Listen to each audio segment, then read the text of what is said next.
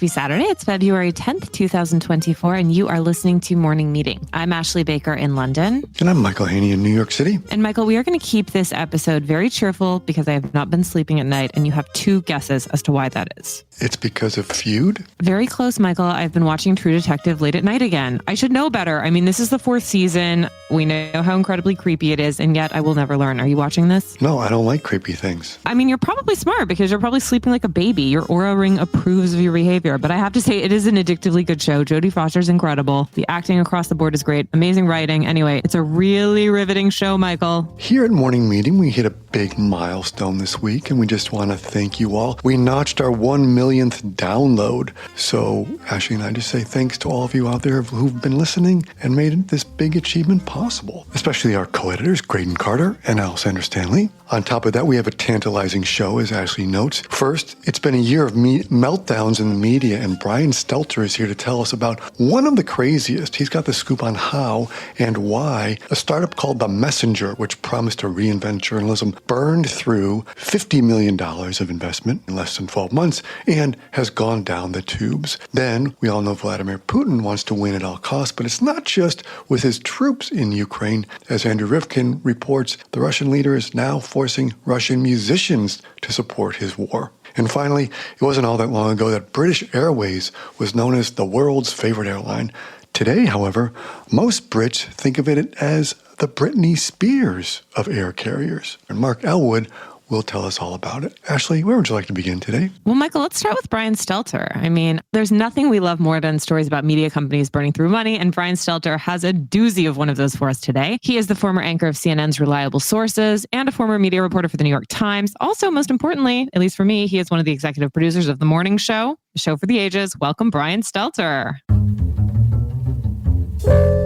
Thank you. Good to be here. Brian, The Messenger was the flash in the pan media story of 2023. Michael and I were just talking before you came on that we can't actually remember even reading it once it went into publication, but we read all the buzz around it. So tell us exactly what The Messenger was, what it promised to be, and whose idea was this thing anyway? This was the most ambitious and arrogant media launch, maybe not even just of 2023, maybe of the decade thus far. Although I guess I should count CNN Plus. I had a little hand in as one of those failures also. The Messenger was the brainchild of Jimmy Finkelstein, this publishing veteran, comes from a wealthy family of publishing history. He was a part owner of The Hill and The Hollywood Reporter in the past, so he had real credentials. In fact, the day that I was let go by CNN, Jimmy emailed me wanting to meet up, wanting to talk. I think he probably wanted to talk about launching The Messenger. When I found his email in my inbox the other day, when I was researching this story, I thought to myself, wow, I really dodged a bullet. Thank goodness I didn't call Jimmy back. But many people did, and I understand why. There weren't a lot of job openings in media in 2023, and here was Jimmy Finkelstein promising to launch a new kind of news, a nonpartisan, neutral news source covering everything from politics to wellness to business to health, to all of it. He really wanted to create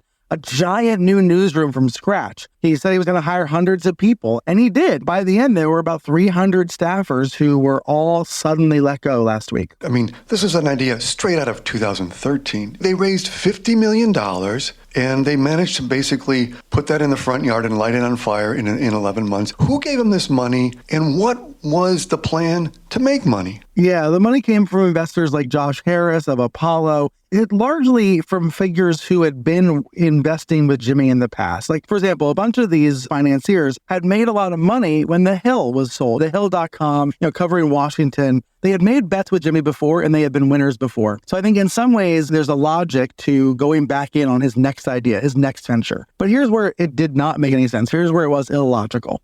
This was a business model that was so outdated that even many of the staffers who joined didn't think it was going to work. It was a business model that was all about getting as much traffic as possible and then selling big brand advertisers against it or programmatic ads from places like Google. That's very much a BuzzFeed model of 2013. And we have seen a lot of those startups from a decade ago fall apart. BuzzFeed stock, you can buy it from basically a penny now. That idea that you're just going to be a scale play and appeal to everybody, have something for everybody, it has failed time and time again.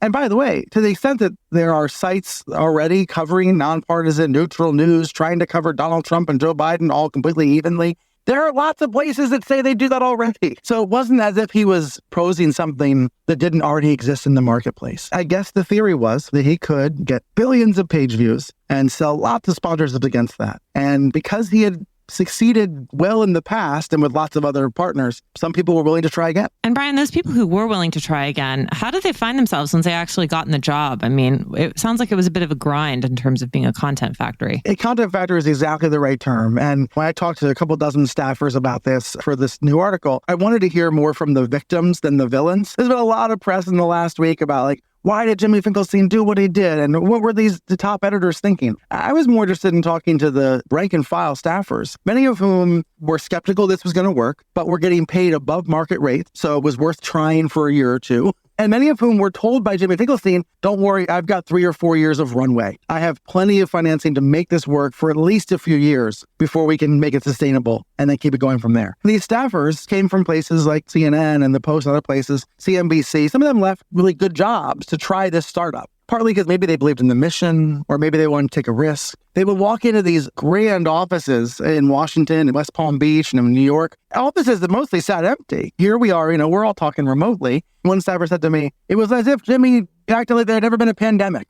and workplace culture hadn't changed one bit. And so it was those sorts of experiences, staffers coming in and realizing, wow, we're paying millions of dollars on rent and no one's coming into the office. There was a chill right away among rank and file staffers who thought, this is not going to end well.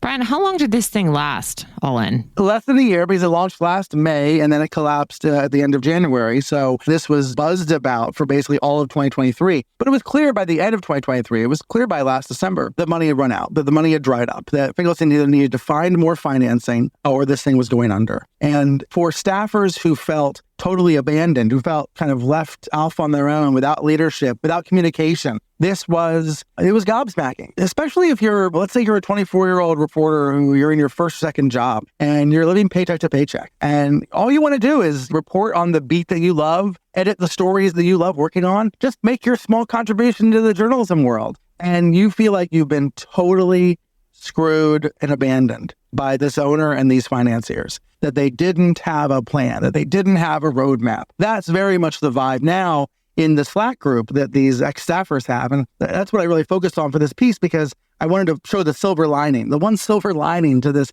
epic media fail is that all these staffers who barely even knew each other, barely even knew who worked at the place. There was no staff directory. There was no communication. Now they've actually formed a community. They're actually helping each other out. Tips for getting unemployment insurance, ideas for new jobs. There's this community that's come out of this disastrous implosion. Brian, I'm tempted to say, what is the future of media? But I'm not going to do that. But instead, if you had $50 million in your pocket to invest in a new media venture, what would you do with it? Well, the future of the media is all of the above. But there's going to be big winners and big losers within that answer. I think there are ways to super serve audiences, lots of different audiences. I'm trying to avoid using the word niches, but there are ways to tap into fan bases, areas of passion, different demographics, different audiences, and serve them in a way they will be loyal, they will be subscribers, they will be clicking on your ads, they will be attending your events, they will be a part of your community. That is very much the direction that the media writ large is heading in 2023, which is the opposite of the messenger, the opposite of the be something for everyone, claim to be nonpartisan, but actually have lots of political views. I mean, that was the other thing I should have mentioned about Finkelstein, a pal of Donald Trump, wanting to schmooze with Trump, wanting to be at Mar-a-Lago, wanting to make his Trump friends happy. That goes very much at odds with his claim that he was going to be this nonpartisan neutral site. What I would say is you just own it. In 2024, you just own it, right? You own that you want to be at Mar-a-Lago. You own that you want your site to be viewed as a center-right or a MAGA media site. But instead, he was trying to be this all-you-can-eat buffet in an environment where I think as media consumers, we're all getting better at going to this place we want this, to going to that place we want that, to tailoring our consumption to what we're looking for on any given moment or any given day. And so the $50 million answer is you go out and you super serve a more specific tailored audience. You think about them more as a community, people that you can serve in lots of different ways and not just, through clickbait. Brian, listening to you talk about this, I was reminded just all of a sudden thinking about, you may remember this, a little something known at the time as the fanciest dive, what was up until then one of the biggest media fails ever. 40 years ago in 1983, Time Inc. back then was going to launch a magazine, TV Cable Week, which they were going to sort of cover all the revolution coming to cable TV. I just looked it up. That only lasted 6 months. and it lost $47 million, but that was 40 years ago. This is a hyper-condensed version of that for 40 years later, now what you've got here. It definitely is. There's been a lot of layoffs and cutbacks and changes in media. We're going to continue to see places be reshaped. We're going to see huge successes as well as epic failures. The Messenger, in a way, is unique because it was launched so suddenly and then it was shut down even more suddenly. There were so many broken promises. There was so much potential that was squandered. And what I'd like to hope, and as I always try to find something optimistic in these stories, is that there are people that are going to come out of this with better ideas, right? The superior startup idea. They're going to learn what went wrong at the Messenger because they had a front row seat. And then they're going to go build the 2024 versions that actually are sustainable, that actually do super serve specific audiences, that are able to have sustainable business model. Because if I know one thing about media, I mean, I've been covering all this stuff for 20 years, writing about TV. If I know one thing, it's that most people, they actually want real information and real news. Most people do not live down conspiracy rabbit holes like Donald Trump does. Most people want to know what is true in the world, and some of them are even willing to pay for it. But you have to meet them where they are, on their terms, delivering what they want. You cannot just be a content factory anymore. Well, speaking of success or lack thereof, let's get Mark Elwood on here to tell us about the rise and fall, and mostly the fall of British Airways, once one of the world's great airlines. Mark Elwood is one of our contributing writers who often covers travel, or as he calls it, froth in all of its forms. Welcome, Mark Elwood. Hello. Okay, Mark, you and I talk about this all the time because we unfortunately have to fly British Airways all the time. But take us through what a typical experience on BA is like these days. Okay, I think a typical experience, when you picture airplane hell, and that episode of 30 Rock when Liz is in the back of it and she's surrounded by a plane festooned with dirty clothes because everyone's been on there for days. People are screaming. You're not sure if someone has gone down the emergency slide. That feeling is what it's like to fly BA right now. And it breaks my heart because as a native-born British person, BA used to be the pride of the country. Well, so take us back to that, Mark, because there was a time, maybe 20 years ago when it was the world's favorite airline. So how did it get there and how did we get here? I don't want to spoil the story too much, but I would say some of BA's problems are industry-wide and some of it is all down to BA's perhaps poor choices in hindsight. Suffered like the whole of the aviation industry when 9/11 made flying really, really scary for an awful lot of people. The shockwaves of that, unheard of in the industry comparatively from history or even the pandemic, just the psychological impact. So VA struggled then and it struggled to right itself from that. But it also had a problem because Concorde, its big halo effect, the glamour, the tree jets they're playing, that had its own safety issues. BA had to retire that. On the heels of that, instead of choosing to say, right, how do we think big? How do we invest for the future? They brought in a businessman with a bottom line's vision for the airline, not a visionary who thought, how do we reclaim BA's glory day? He made choices that kept BA solvent, but arguably sort of shaved off its patina of luxury. Can you hear the sadness of my voice? I can hear it. Also, Mark, this has impacted you because you're a journalist of many things, but you cover a lot of travel and you do a lot of traveling. And to be a frequent flyer on BA is a special type of hell, right? The delays, the obfuscation, the staffing issues. As you write in the story, you were in Capri and there was some sort of an air traffic control issue and your flight was canceled or there was bereavement. Something happened. Tell us what happened in Capri. I will say again, this is a safe space, right? I'm just complaining about being marooned in Capri. There are worse things than being marooned in Capri, but it's more about travel. This is the point. I was very lucky that I was able to solve it, but that's partly because I travel for a living. When I think about some of the people caught up in the issue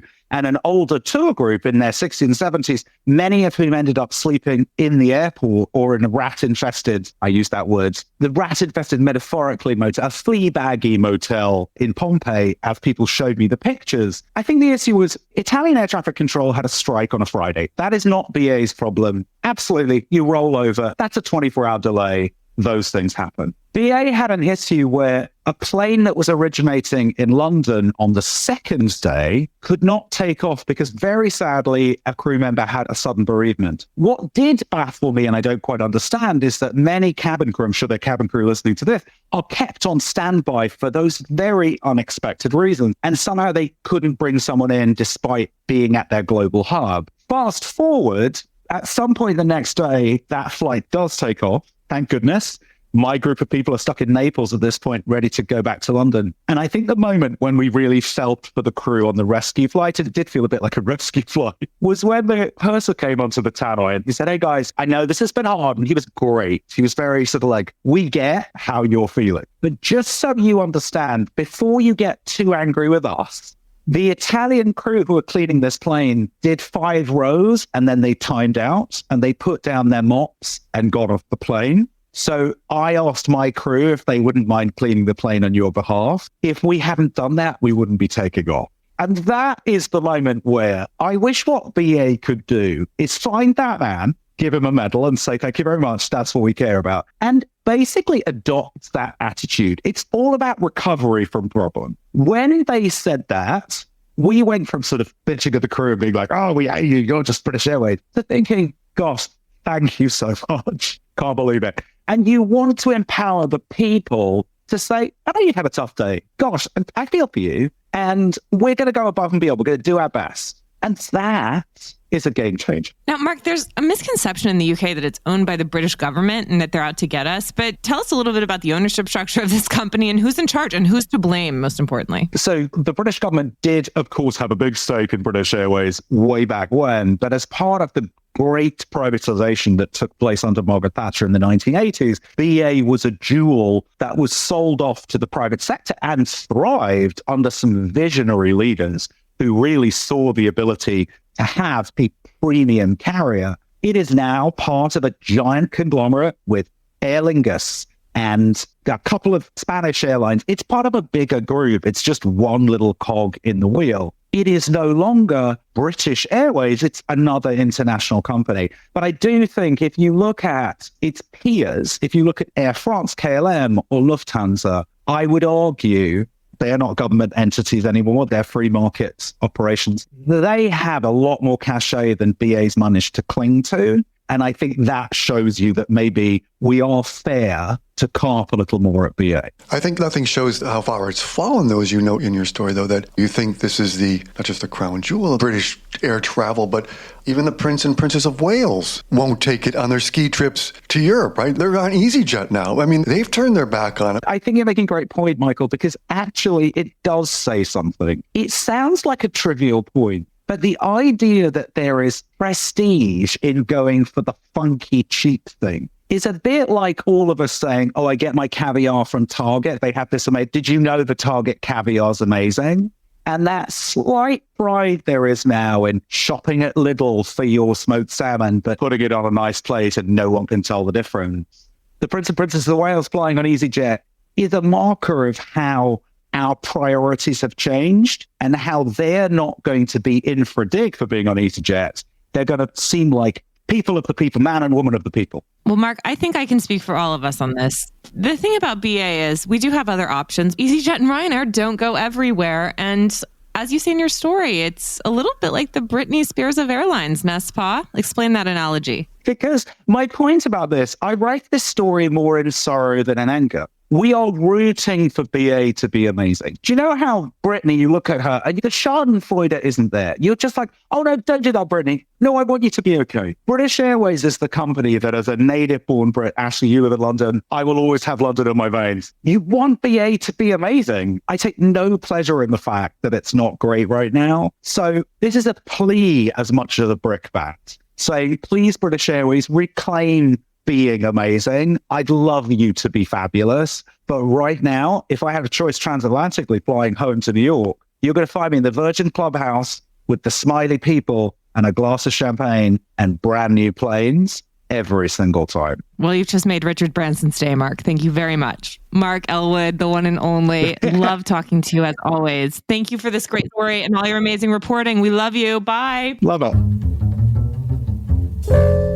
This story probably just hit you out of nowhere because you never take British Airways. But for those of us who have to suffer through it on a daily or at least on a monthly basis, let me tell you, it's no cakewalk. Anyway, whatever. Happier days will prevail. There's always EasyJet. It's positively Soviet, which is probably a good transition to our next story, courtesy of Andrew Rivkin. Right. Well, if the scene of British Airways makes your head spin, just wait till you hear about Eurovision, which is this incredibly bizarre pop music competition. Andrew Rivkin is here to explain it all. He is a screenwriter, journalist, and Russian affairs specialist. Welcome, Andrew.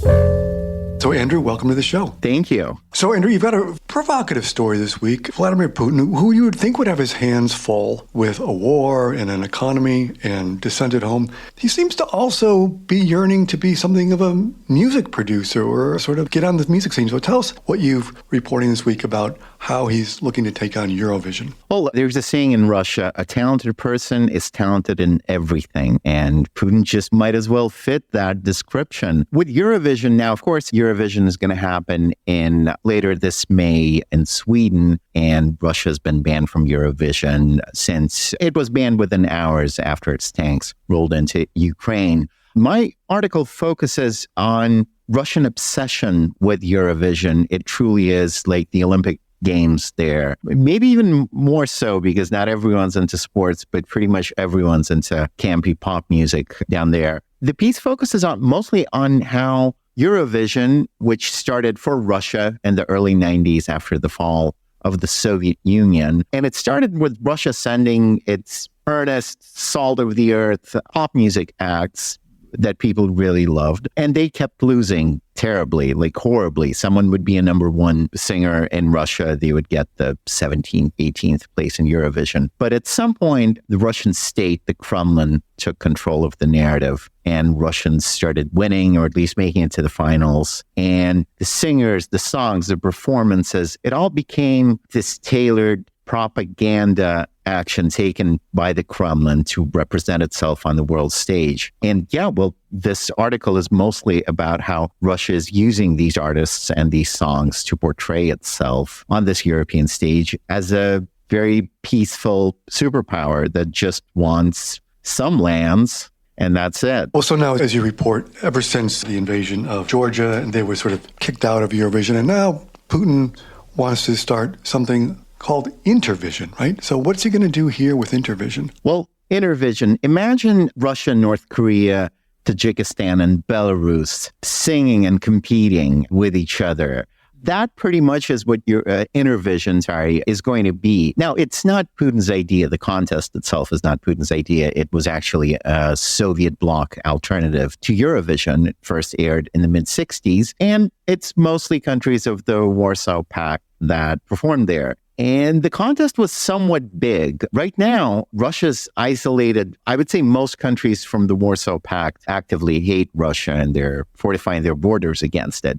So Russia's left with very few allies and friends. And the same people are going to be doing the singing who are doing the missile supplies to Russia nowadays. If they are going to revive the contest, it looks like it's only going to have a few countries present. They're all going to be autocracies. And from what I'm guessing, Russia's going to lose in the sense it's definitely going to win the contest. There's really no doubt about that. But it's going to lose in the sense that it won't have the same European stage to use as its propaganda vessel. That won't happen. It would be giving its narrative to the likes of North Korea and Iran, which already share its narrative. It would be preaching to the choir as opposed to singing songs of love and peace to Europeans while its tanks would be ruling over European countries. So this is kind of a musical version of a proxy war in a way, right? I mean, it's sort of like, as you would sort of say your story, right? Yes, I would say music, Russia weaponizes everything, and music obviously is also weaponized. I would say that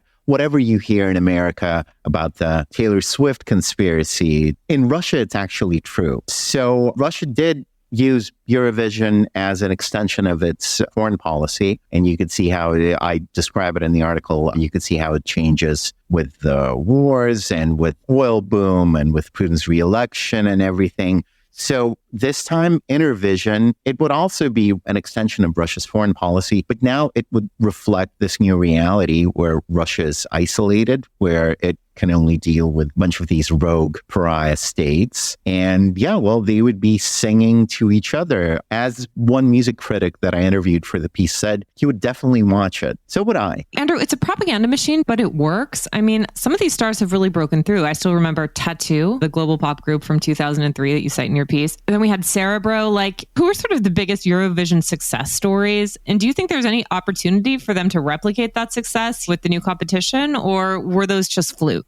Well, the biggest success stories, like you're right, absolutely Tattoo. But the thing is, in Eurovision, most European countries, they send these obscure DIY groups, bands that play at like local dive bars and are just quirky and weird. Russia played to win. It sent its number one act. So when Tattoo was, for instance, at Eurovision, they did the Tonight Show with Jay Leno. I think 3 months after doing Eurovision, they were already a huge global pop phenomenon. Russia's biggest success story is Dima Bilan. He won Eurovision back in 2008. He's the only contestant to actually be selected by the Russian people. Otherwise, all the other Eurovision contestants in Russia were selected by an internal committee, like many of the things decided in Russia are.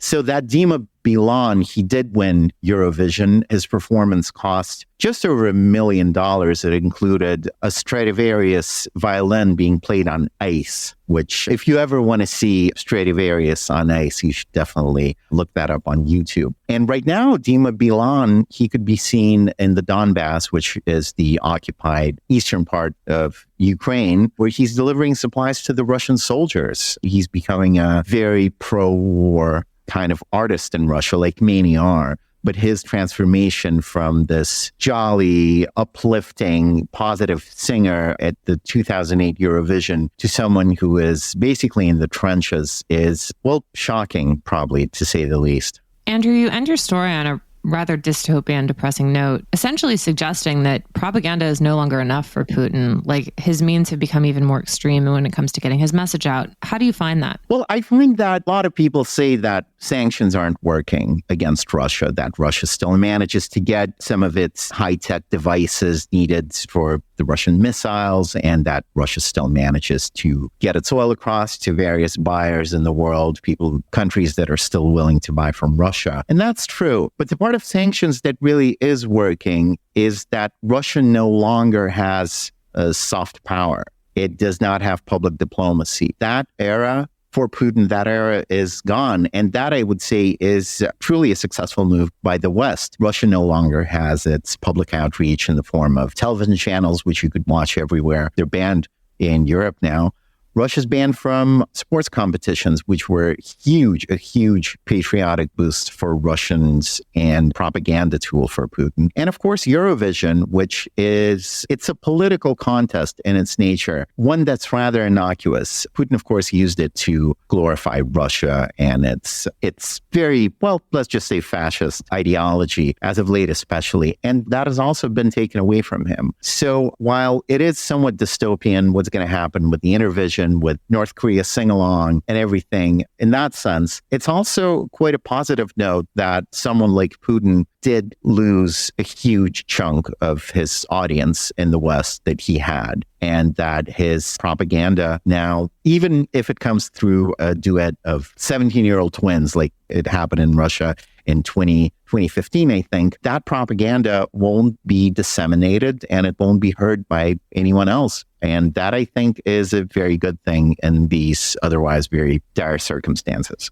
After reading the story, I have to say, I'm tempted to go look at the old Eurovisions on YouTube and watch them. I mean, because it sounds to me like an exercise in camp that few have dared to ever even approximate. That's true. And few countries have gone as far as Russia has to actually win. So if you want to check out some of the campiest performances, do Google Russia Eurovision and you're going to see you're going to see for yourself. When club music intersects with 1950s Stalin-esque propaganda ideas, it's a little backwards. On ice. On ice, exactly. Stradivarius on ice, not a drink. It is a musical entertainment idea. Andrew, thank you so much. You've given us not only a lot to think about, but also a lot of hours to kill on YouTube. Wishing you a wonderful weekend. Thank you so much. Thanks for having me. What do you have to recommend to us? Well, besides Curb Your Enthusiasm, which we will get to next week, so I want to get a full dive into it, but I want your take on it. Yeah, have you seen the new Mr. and Mrs. Smith? Michael, is this a remake of the Jennifer Aniston, Brad Pitt marriage ender? It is. It's a rethinking of the movie that gave us Brangelina, but this one is a limited series, and it stars Donald Glover, who I will watch in just about anything from Atlanta and other projects, and Maya Erskine. The show's got this breezy screwball energy, and their performances, I think, are really charming. It's fast and witty, a lot like Glover's performances. It's got a lot of action as well, which is sort of like when you sit through a 2.5-hour Mission Impossible. This is great because it comes in short bursts, really propels it. it. So I like it. It's quite stylish, of course, as well. And that's thanks in part to my former GQ colleague, Madeline Weeks, who did the wardrobe on it. So it's called Mr. and Mrs. Smith, and it's on Amazon Prime now. And you, my dear, what do you have for us? Well, Michael, I have a podcast I'm obsessed with. Have you listened to Joanna and the Maestro? No, never heard of it. What do you got? Michael, as you know, Absolutely Fabulous is one of my favorite shows of all time. No surprise. And Joanna Lumley's performance as Patsy is one for the ages. I think we can all agree. Turns out she's an incredible podcaster as well. And she and her husband, Stephen Barlow, have a great podcast called Joanna and the Maestro that I'm embarrassed that I discovered a bit late when they had Bradley Cooper on to talk about the music in Maestro. But it's really all about classical music, the people, the players, the trends, the songs. And they bring you into your home for this really intimate conversation about this incredible art form that is so rich and so alive today, even though some of these incredible pieces were composed hundreds of years ago. So it's wonderful. It's called Joanna and the Maestro, and you can find it on Apple Podcasts, Spotify, or anywhere you get your podcasts. Please enjoy. That's it for me. And we want to thank you all so much for joining us. We wish you a marvelous weekend. Happy Valentine's Day to those who celebrate. For those who don't, we wish you a wonderful day as well. Michael, will you please read us out? Absolutely. And just thank you to everyone again for getting us to 1 million downloads.